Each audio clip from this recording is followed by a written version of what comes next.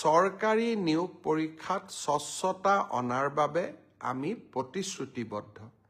কেইদিনমান আগতে হৈ যোৱা সাব ইন্সপেক্টৰ পৰীক্ষাৰো OMR আৰু এনসাৰ কীসমূহ ইতিমধ্যে সেৱাই মুকলি কৰি দিছে।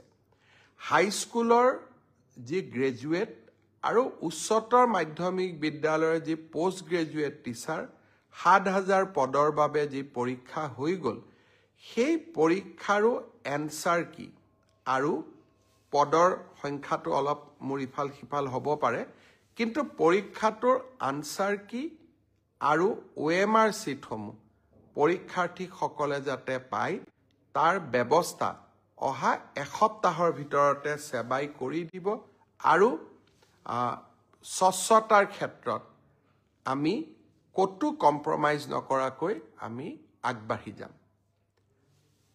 শ্ৰদ্ধাৰ ৰাইজ, শিক্ষক নিযুক্তিৰ সমান্তৰালভাৱে মই কেইদিনমান আগতে উল্লেখ কৰিছিলোঁ যে আমাৰ হৈ যোৱা ADRE পৰীক্ষাৰ ফলাফলসমূহো আমি ফেব্ৰুৱাৰী মাহৰ শেষৰ ফালে বা আমি মাৰ্চ মাহৰ প্ৰথম সপ্তাহত ঘোষণা কৰিম।